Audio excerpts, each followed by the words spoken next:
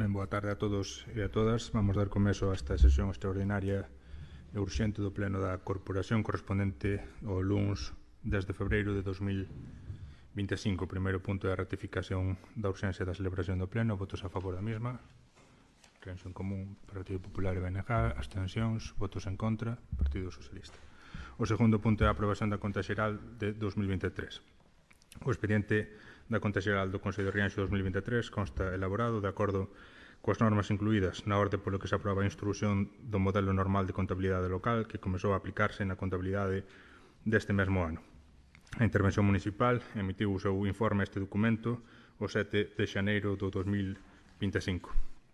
O 13 de xaneiro tivo lugar a Comisión Especial de Contas que ditaminou favorablemente a conta xeral e o día 15 publicouse no Boletín Oficial da Provincia o anuncio de exposición pública da mesma, data a partir da cal se iniciou o período de exposición pública de 15 días hábiles para a presentación de reclamacións, reparos ou outro tipo de enmendas á mesma.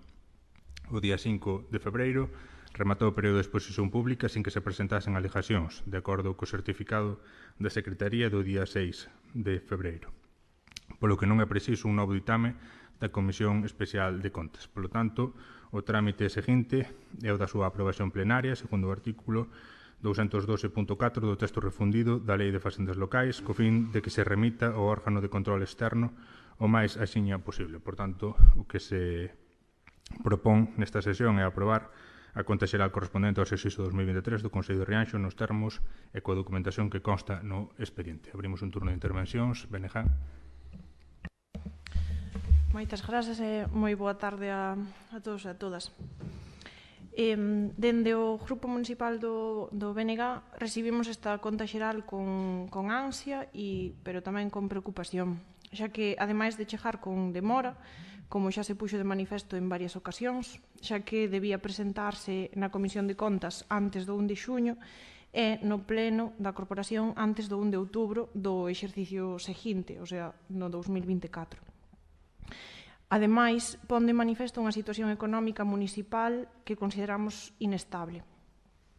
No informe de intervención da liquidación do orzamento de 2023 advírtese dun incremento do saldo da conta 4131X, que é a conta de acredores por operacións pendentes de aplicación orzamentaria, o cal matiza que non é asumible polos ingresos correntes ordinarios. Polo mesmo, é imprescindible ter en conta este dato para contextualizar os resultados positivos do orzamento, como se di no documento. Dende o Grupo Municipal do BNG entendemos a gravidade da situación económica do Concello de Rianxo, que está afectada por un gasto sen aplicación orzamentaria de cerca de 1 millón de euros. É por iso polo que consideramos imprescindible a adopción de medidas urxentes e eficaces para revertir ou, polo menos, para minimizar esta situación. Así mesmo, entendemos que esta situación podía preverse e debían terse posto en marcha accións con prontitude. Algunhas delas xa propostas en informes anteriores pola propia interventora municipal, como son levar a cabo unha estricta disciplina orzamentaria, evitando os gastos prescindibles e priorizando os gastos estruturais. Regularizar os servizos municipais que na actualidade están en precario, como son o servizo de recollida de lixo e o servizo de abastecemento de auga e saneamento. Ditos servizos, ademais de atoparse nunha situación administrativa irregular, con contratos de emerxencia, contan cunha dotación económica insuficiente, o cal dificulta máis aínda o proceso de regularización destes contratos.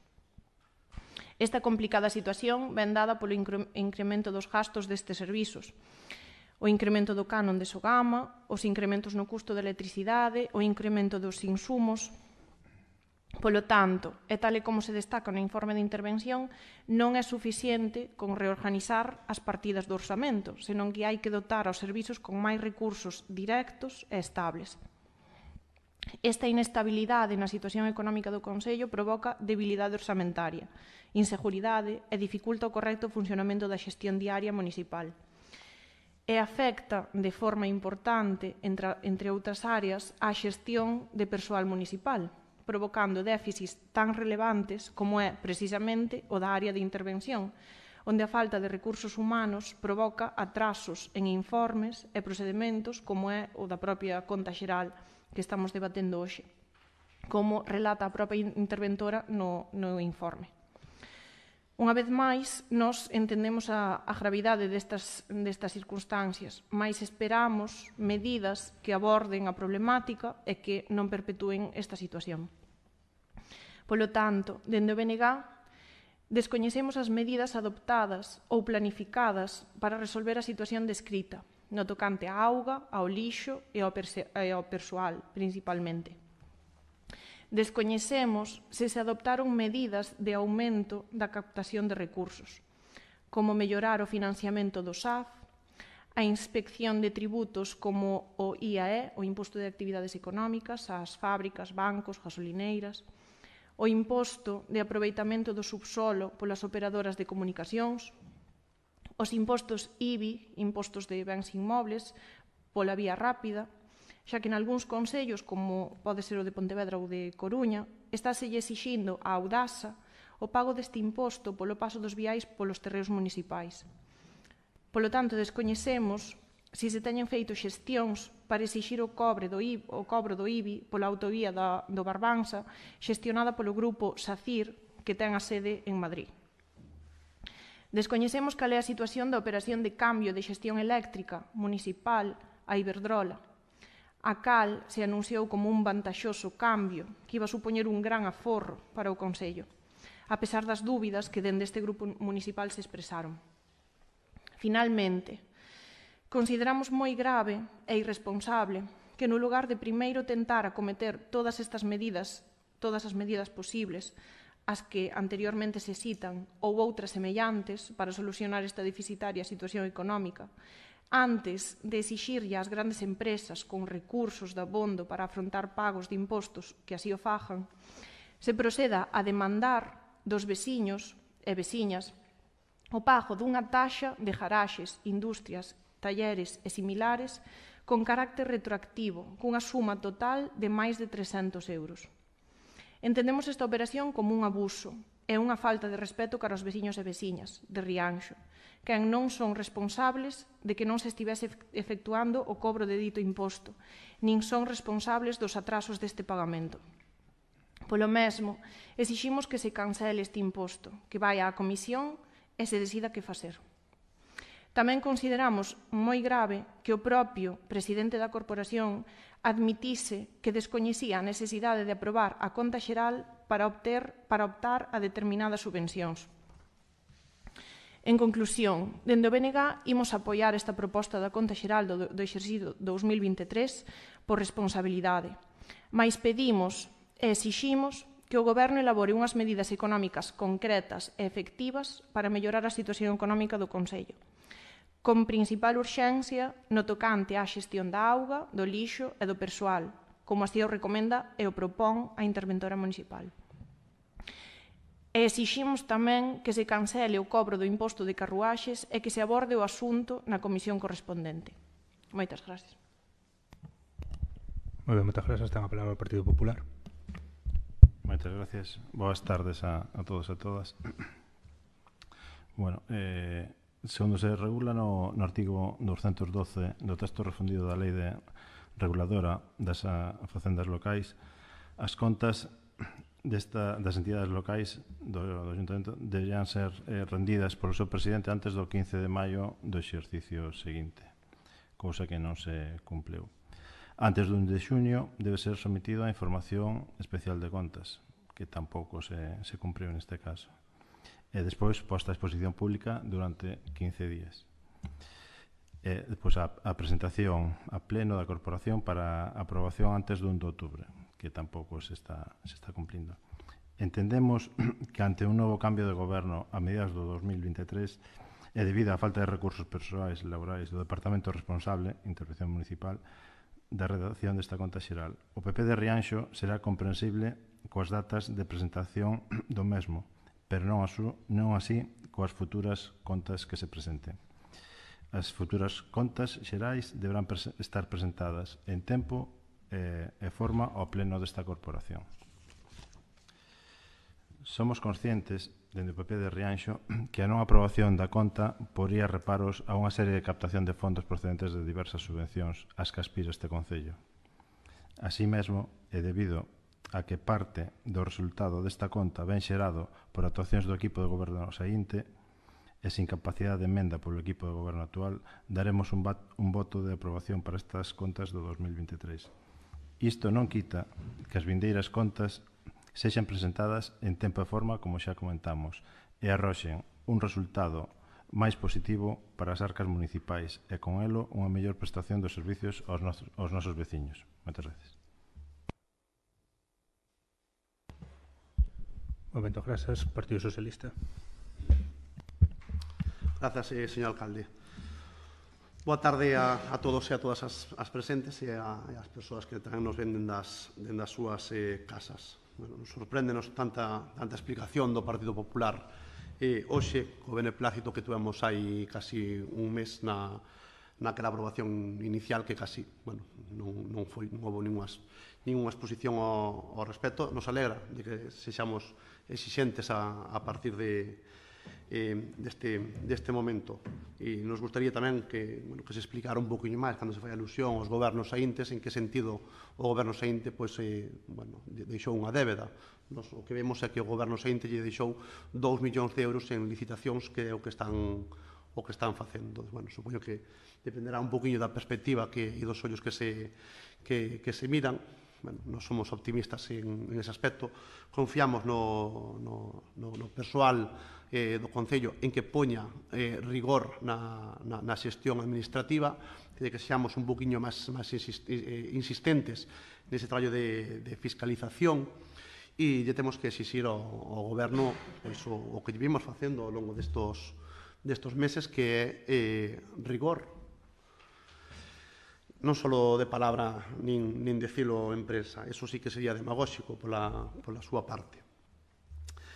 A aprobación hoxe desta conta 2023 indica o fracaso rotundo e absoluto do orzamento 2024. E o explicamos. Vendo un poquinho a situación do orzamento e como se deriva e que gastos fixo o Concello en 2023, e vendo as partidas que están presupuestadas en 2024, xa o vimos manifestando desde hai, creo que vai haber un ano agora, como é posible que se aprobara un orzamento cando sabemos que en 2023, según as palabras do alcalde, e nos gustaría tamén que nos explicara esa cuantía, porque nós non temos coñecemento dese importe, de que se gastou en servicio de iluminación 790.000 euros. Comentou no pleno anterior o señor alcalde. Nos os datos que temos da conta que se nos remiteu nos sale en torno a 505.000. Adiantaba o señor alcalde tamén que en 2024 se facía un gasto de 490.000, entón non vemos que haxa tanto aforro. Pero máis alá do aforro, o enfoque non é cuestión de que aforremos máis ou menos. Encantados de que se aforre, pero se aforramos é porque haxa medidas, non porque non haxa luz ou non se repoñan as luminarias ou porque non se faga o traballo de seguimento oportuno para que os veciños e veciñas teñan a luz en tempo e forma. O que nos preocupa é que a partida que estaba orzamentada en 2024 para o pago do servicio de luminarias son 250.000 euros. Eso é o que temos que debatir, e iso é o que amosa a conta 2023. Non vamos a debatir de se foi mellor ou peor, xa é pasado. O que nos preocupa é o 24, o 25 e o 26. E nos preocupa o rigor. Facía mención a voceira do BNG a eses informes que nos entregaba intervención, e se facía alusión a unha serie de situacións e requerimentos. Pero que en 2024 non é que pasara eso, é que pasou peor. Nós temos que exixirlle rigor tamén á parte administrativa. E non vale calquera cousa para gobernar. E que non podemos gobernar cada un como quere. Hai unha serie de procedementos que temos que seguir, porque senón goberna calquera. E iso é o que temos que intentar mellorar. E iso é o que ten que aprender un goberno. Non temos que gobernar como queremos, senón co que podemos, cos recursos que temos, optimizalos. Pero, claro, iso implica planificar, estructurar, decidir. Pero, claro, a estrategia política cal é? bueno, voulle quitar unha partida que me interese, claro, e utilizo eses recursos para todo o contrario. Que pode pasar? Que as contas, pois como ben dicís, que non cadren. Pero ese concepto de non cadrar é curioso, que os orzamentos non se cadran. Un orzamento elabórase en base a un proxecto, xa o día a propia legislación, en base a programas. Non se cadra. Cando se cadra un orzamento é porque hai algo que non coincide. E se non coincide que non está ben elaborado. E iso é o que amosa a conta do 2023. Necesitamos compromiso do grupo de goberno, de que realmente teñades o rigor e a capacidade de decidir de forma correcta en que se van a gastar os recursos públicos e a transparencia de facelo. Eso que se lle solicita a este goberno. E que haxa insistencia e que haxa fiscalización tamén por a parte administrativa. Estamos revisando, creo que todos os libros de decretos de 2024. Elaboremos un informe e se vos entregará para ver as comparativas. Porque amosa datos de verdad moi curiosos e chamativos. E creo que debemos de ser un poquinho máis insistentes do que estamos sendo e máis rigurosos do que estamos sendo como grupo de goberno. Nós non podemos aprobar esta conta. Creemos que o traballo ten que ser outro, que o rigor ten que ser outro e se os informes están feitos aí é para seguirlos e aplicados. Por menos co compromiso de que se ejecuten.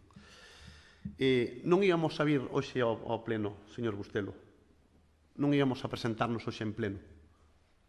Nos parece unha absoluta falta de respeto que a este grupo se lle vote en contra todas as urxencias e hoxe a oposición, principalmente o Partido Popular, apoia todas as urxencias. Cal é a diferencia? Se é un pleno extraordinario urxente, por que non se celebrou o venres? Podíase facer perfectamente. Mandeñe un correo, señor Bustelo. O que pretende é anular a voz deste voceiro, porque ten vostede claro que os lunes é prácticamente ou moi difícil de que poida asistir. E o sabe perfectamente. Rógolle que recapacite e que pense que cando vostede fai unhas declaracións e as escribe e fala de que é o momento de eliminar as diferencias, díxenlle outro día, o Partido Socialista vai estar sempre aí ao carón, sempre que haxa vontade real. Se non, non. E o estamos demostrando, con criterio. Moitas gracias. Moitas gracias. Reunión en común. Grazas, señor alcalde. Boas tardes a todos e a todas. Ben, é certo, tal e como se comentou con anterioridade, que a conta xeral se debería ter traído con anterioridade a sesión plenaria para a súa aprobación. Pero, como ben é sabido por todos, tal e como se expuxo en comisión informativa, foi completamente imposible. Tras ditaminarse favorablemente pola Comisión Especial de Contas o pasado 13 de xaneiro e non recibir ningunha alegación tras o período de exposición pública, entendemos que, para continuar coa súa tramitación, os concelleiros e as concelleiras do Grupo Municipal de Rianxo en Común debemos votar a favor. Moi ben, moitas grazas. Acabamos de asistir a un feito inaudito, creo, non? Quero dicir, hai que ter suficientemente cuajo para vir aquí ao pleno da corporación, no que estamos 17 persoas, 4 grupos municipais representando a unha serie de veciños e veciños, atribuirse o protagonismo absoluto de todas as decisións que este goberno toma, porque, por suposto, cando eu penso no meu día a día, cando convoco os plenos, que teño potestade para facelo, cando fago unha serie de cousas, continuamente estou pensando no voceiro do Partido Socialista. Continuamente.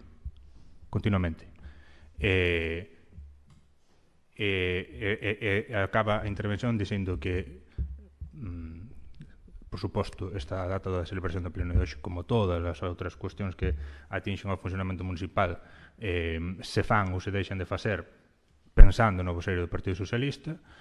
Na súa intervención solta unha serie de improperios non só sobre o grupo do goberno, sino tamén sobre os grupos aquí representados, e auséntase cando teño que dar a réplica ou cando algún dos grupos pode pedir o turno de réplica para contestar ás palabras que acaba de dicir, non? A falta de respeto é por parte da presidencia que convoca os plenos cando estiva oportunos según o que a normativa prevé. Por certo, sempre, e ademais foi e seguirá sendo unha línea vermella sempre que poida ser posible. Nunca convocamos plenos para horario laboral, sempre os plenos todos que se celebraron foron a partir, polo menos, das 7 da tarde, e iso vai supoñer que unhas veces poidan vir unhas persoas, outras veces non poidan vir outras, etc. Os plenos ordinarios están fixados, os extraordinarios non, e son cando a presidencia o decide. Neste caso, incluso, unha persoa do noso grupo non pode asistir por motivos laborais, cando, ademais, a normativa prevé que calquera persoa pode ausentarse do seu posto de traballo para asistir como representante político, que representante público, a calquera órgano no que ten acta, non? Pero, independentemente disso, os plenos póñense sempre en horario non laboral para facilitar a participación de todas as persoas que aquí estamos representadas, ou que aquí estamos exercendo a representación, mellor dito. Entón, atribuir falta de respeto a facer iso conforme di a normativa, atribuíndose, pois iso, o protagonismo de todo canto ten que ver no funcionamento municipal, e despois ter o pouco respeto de asistir á réplica tanto da presidencia como de algún outro grupo se quixera dala, bueno, é inaudito e define perfectamente pois esa afán de protagonismo, de ser continuamente os centros de atención que bueno, ademais, se eu señalar eu solo, pois eu creo que se me podría dicir que estaba equivocado, pero aquí, ademais, está generalizado, non? Esa consideración. Entón, tiña un par de cuestións que facer sobre a intervención. Entendo que para non ter a quen facerllas, pois, máis aforrarei, e continuamos co debate. Porque, ademais, do que hai que falar, eu creo que é do importante, non unha serie de cousas que se sacaban aquí que pouco teñen que ver co que os estamos debatindo, comparando o orçamento 2024 que acontecirá do ano 23. Partindo desa premisa, a poucas conclusións fiables se poden chegar. A conta do ano 23 obedece, en todo caso, ao orçamento que daquela estaba en vigor, que é o orçamento 21. Dificilmente podemos comparar un documento que fai balance dun exercicio orzamentario a partir de outro documento que fai referencia a un exercicio distinto. Entón, é como comparar churas con merinas, e a partir de aí, pois, insisto, tampouco como non interesa cal é a réplica, pois a forma. En relación aos outros grupos, nomeadamente o BNG, porque ademais, sinceramente, coincido plenamente coa análisis que a voseira facía da situación económica que temos diante nós. É unha situación que non é nova, pero é que temos de hoxe, é que a nós como goberno e ao conxunto da corporación ten que afrontar, non? Coincido plenamente no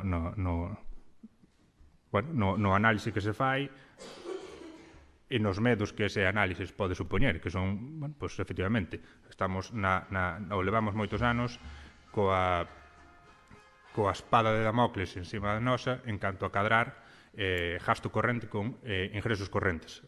Esa é a situación que temos que afrontar, que hasta ahora non se afrontou, nin por parte de gobernos anteriores, nin tampouco durante estes 2 anos que nos levamos, e é o reto futuro que temos, cadrar gasto corrente con ingreso corrente.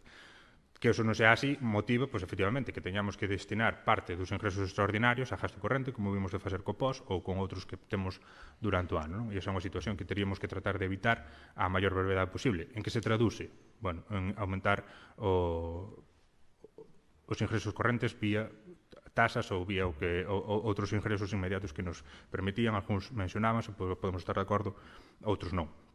E non de acordo, por suposto, hai aceptando o análisis, non estou de acordo nas conclusións que se extraen sobre o noso traballo, porque é certo que podemos diferir en canto ás velocidades, pero creo que nese camiño para atallar esa situación da que falamos hai pasos que se foron dando. Eu creo que iso que é importante destacar, non?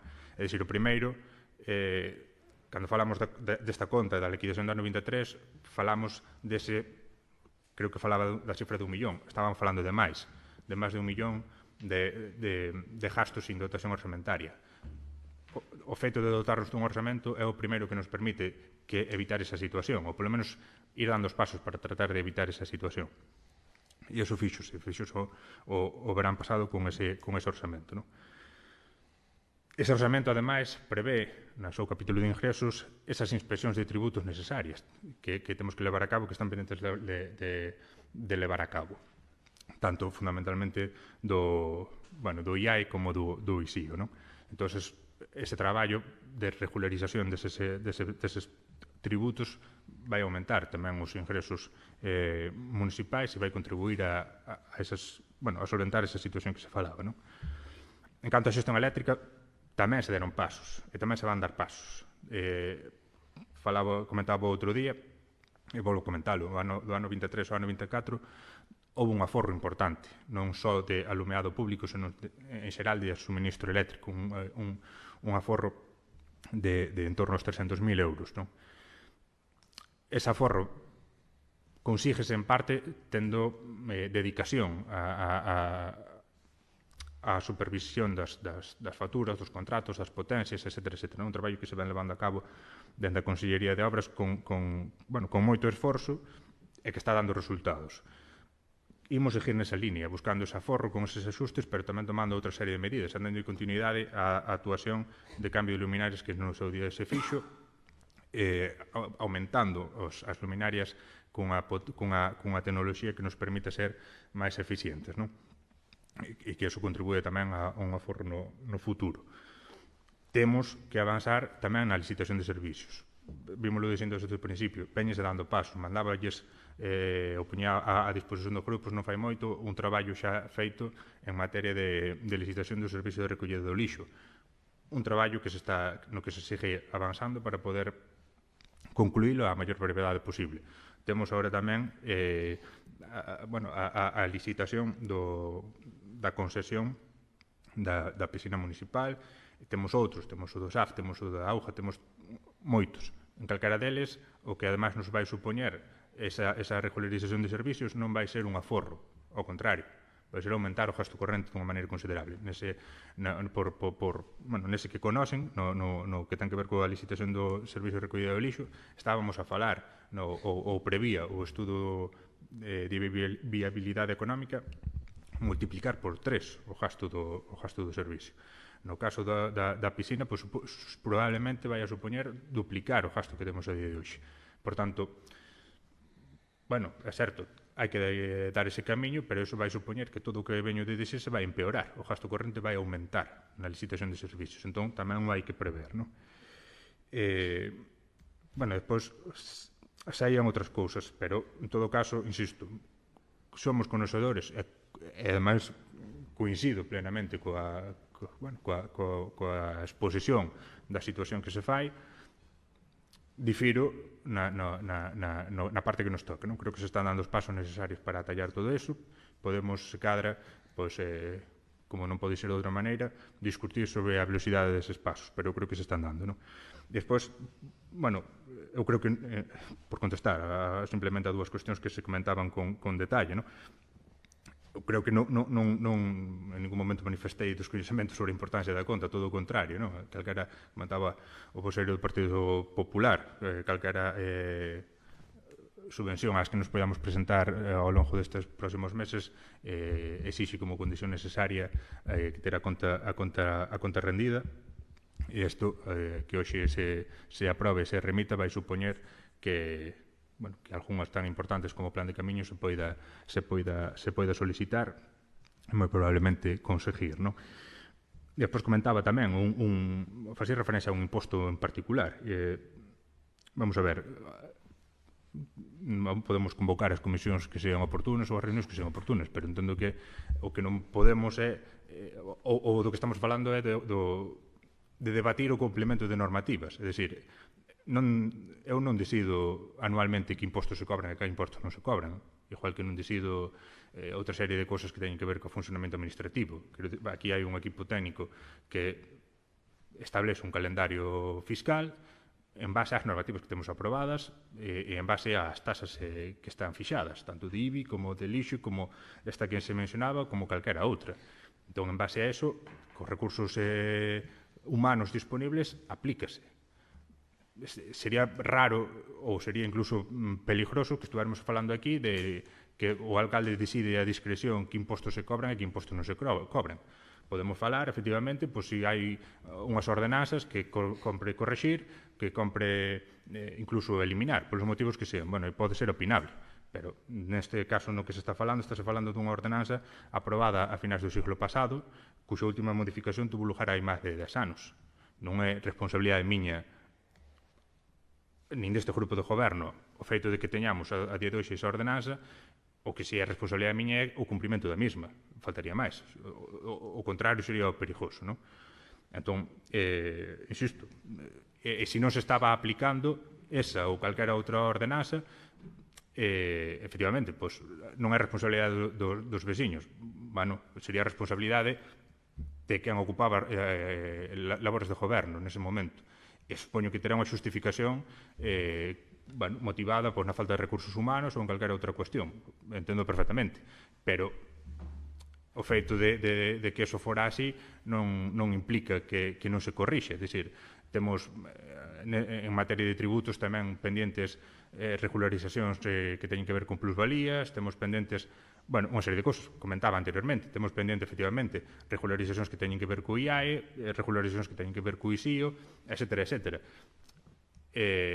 O que hai que facer é, o que está previsto nas ordenanzas e nas normativas municipales, cumplilo. E non sería raro que eu elixire, non? Pois este ano non vamos revisar o IAE, seguindo o que me comentaba vostede, pero noutro sentido. Bueno, neste caso, insisto, podemos debatir e vou que fagamos sobre as ordenanzas que temos encima da mesa, que son moitas.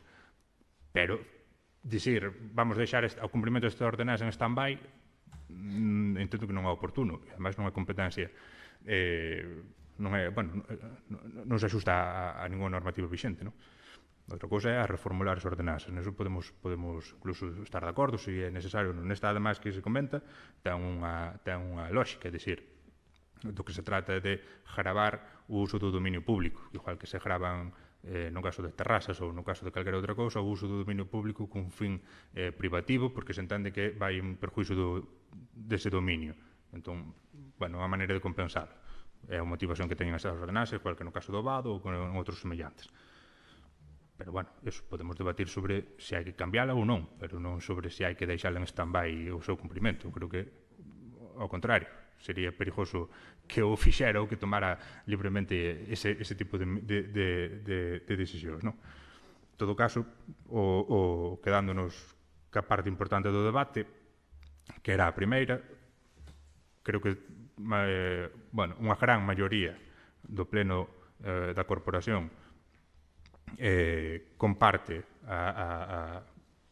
o análisis da situación, incluso comparte moitas dos camiños a tomar para solucionalo. Eu creo que se están dando pasos nese sentido, e máis hai que dar, e tamén confío nese momento contar con ese compromiso da corporación. Pasamos a... Sí. Non debería, pero sí.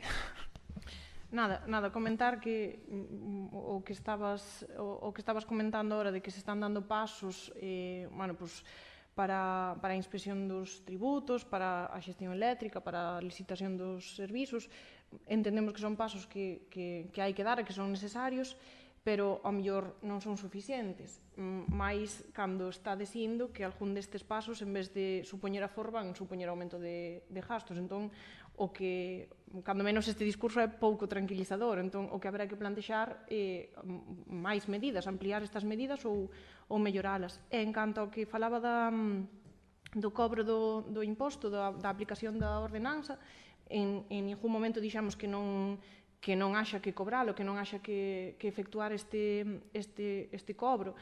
Simplemente planteamos e poñemos sobre a mesa que igual hai que facilitar o pago deste imposto, xa que supón un pago importante de máis de 300 euros que os veciños e as veciñas pode que non teñan previsión ao respecto sobre este pago e que supón 3 anos de atraso que van a supoñer un esforzo económico importante para algunhas familias. Entón, simplemente queríamos puntualizar eso. Bueno, esta parte final creo que podemos continuar o debate noutro momento. En todo caso, calquera, tanto este como calquera outro imposto, hai a posibilidade de fraccionamento. Xunta de Goberno reconócense habitualmente fraccionamentos de quen os solicita, pero ten que ser solicitado de oficio, non se poden efectuar ese tipo de fraccionamentos de ese do IBI ou de calquera outro imposto municipal, non? Na parte primeira, evidentemente, claro, moitas desas licitacións de servizos van supoñer un incremento do custo. En paralelo, seguramente tamén hai que abordar a revisión das ordenanzas que atixen eses servicios, é dicir, ademais xa non só por unha cuestión interna, senón por cumprimento das normativas vixentes, non? No caso do que falábamos agora, do servicio de recollida do lixo, a lei do ano 22 de solos contaminados, o que xa obriga é unha cuestión, non sei se calificar de elemental, porque realmente non é, que determina a obrigatoriedade para os consellos de adoptar as medidas oportunas para que o servicio non sexa deficitario. O sea, a día de hoxe o servicio é moi deficitario, pero como calquera outro, quero dicir, pois, temos comentado aquí moitas veces algún outro tipo de servicio. Estou pensando, por exemplo, no servicio de transporte público. A todas luces o servicio é deficitario, os viaxes que se fan non cubren, ni moito menos, ni se espera que sea así, por outro lado, non? Se só mantemos aqueles servicios que non son deficitarios, entón prácticamente non habría ningún tipo de servicios públicos. Entón, neste caso é unha cuestión relevante e haberá que, de feito, por eso o proceso de licitación sigue aínda en marcha, porque o que se está facendo neste momento é eses documentos que no seu día se facilitaron, completalos coas obrigas que chegaron desde ese momento, con cambios que chegaron nese momento, o canon de Sogama e outras cuestións, non?